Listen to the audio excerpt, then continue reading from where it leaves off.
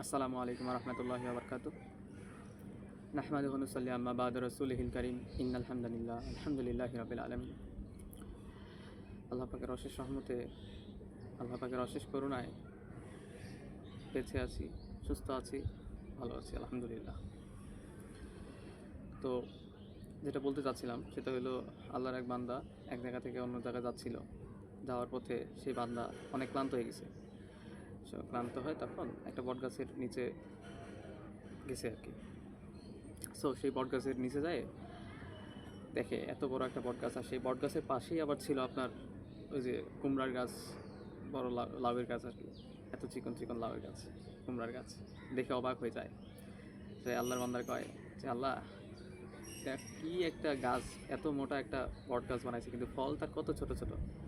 অথচ তার বিপরীতে যেই লাউয়ের গাছ বা কুমড়ার গাছে ছিল, সেই গাছ কত চিকন, অথচ ফল তার কত বিশাল বিশাল আকারের ফল। সেই বান্দা আল্লাহকে গালি দিতেছে, কি চয়েস আল্লাহ তোমার! এই বড় একটা বট গাছে তুমি দিলা ছোট ছোট ফল, আর ওই ছোট চিকন একটা গাছে, কুমড়ার গাছে, লাউ গাছে তুমি দিলা কত বড় বড় ফল। আল্লাহকে গালি দিতে দিতে দিতে দিতে এক পর্যায়ে সেই বান্দা ঘুমায় যায় সেই বট গাছের নিচেই। কিছুক্ষণ পরে থাপ করে তার নাকের মধ্যে একটা ছোট ফল আসে পড়ে। সে বলে, আলহামদুলিল্লাহ, বাঁচে গেলাম। তো পরে সে চিন্তা করে, আল্লাহ যদি এই গাছে যদি বড় লাউ অথবা কুমড়া ফল দিত, আর সেই ফল যদি আমার গায়ের উপরে, নাকের উপরে আসে পড়তো বা মুখের উপরে আসে পড়তো, তাহলে আমার কী হতো? আমি তো আজকে বাঁচতাম না। সো কথা হলো, সেখানে আল্লাহ তাআলার পরিকল্পনা এমন একটা জিনিস যে ভাই, আপনি বিশ্বাস করতে পারবেন না। মানে এত চয়েস, এত সুন্দর মতো সৃষ্টি করছে। দেখেন, যেটা যেখানে প্রয়োজন আল্লাহ তাআলা সেটা সেখানে তৈরি করে দিয়েছে। আপনার হিউম্যান বডি নিয়ে রিসার্চ করেন, চিন্তা করেন।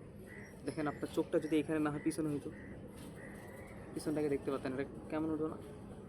আপনার এই যে আপনার যে কিডনি দুটা দিছে, অনবরত ডে বাই ডে আপনার ডায়ালিসিস করতেছে একটা অটো মেশিন, যেটাকে আপনাকে অটোভাবে আপনার রক্তগুলো ডায়ালিসিস করতেছে, ঠিক আছে, আপনার মূত্র তৈরি করতেছে। আপনার প্রত্যেকটা পার্টস, এই যে হার্ট বলেন যেটা আমাদের, সেই হার্টটাকে আপনি দেখেন অনবরত পাম্প করতেছে। সেই পাম্পের কারণে সারা শরীরে আমাদের রক্ত প্রবাহিত হচ্ছে। সেই পাম্পের কারণে কিন্তু, অথচ আমাদের রক্তের ভিতরে এমন এমন জিনিস আছে যে এই জিনিসের জন্য আপনার শিরা রক্ত জমাট বাঁধে না কিন্তু, অথচ রক্তটা আপনি কাটে দেন, কাটে অন্য একটা বাটিতে বা প্লেটে করে রাখেন, দেখবেন অটোমেটিক্যালি জমাট বাঁধে গেছে। আল্লাহ তাআলার কী রহমত! এই শিরার ভিতরে, ধমনির ভিতরেও আল্লাহ তাআলা আমাদের এমন কিছু জিনিস দিয়েছেন যেটাতে আমাদের রক্ত ভিতরে জমাট বাঁধে না। আপনারা কি এটাকে দেখেন না? আপনারা কি দেখেন না? এই আকাশটা দেখেন, এই খোলা আকাশ, কোথাও কি কোনো তালি দেওয়া আছে? কোথাও কি কোনো সেলাই করা আছে? দেখেন, একটা খোলা আকাশ ভাই, আল্লাহ তাআলার অশেষ সৃষ্টি। আকাশটা দেখেন, কত সুন্দর আকাশ, দেখলেই তৃপ্তি পাওয়া যায়, একটা মন শান্তি হয়ে যায়। সে আকাশ কি আপনারা দেখেন না? বলেন, আল্লাহ তাআলার সৃষ্টি নিয়ে কখনো নারাজ হবেন না। আল্লাহ তাআলার সৃষ্টিকে সবসময় শুকরিয়া আদায় করবেন, সকলে আলহামদুলিল্লাহ বলবেন। আল্লাহ পাক আমাদেরকে সৃষ্টি করছে প্রত্যেকটা কাজের জন্য। আল্লাহ তাআলা সেই কাজ আমাদের দ্বারাই করাবেন ইনশাআল্লাহ। থাকতে হবে শুধু চেষ্টা। শুনেন, মানুষ তাই পায় যাই তা চেষ্টা করে, ঠিক আছে?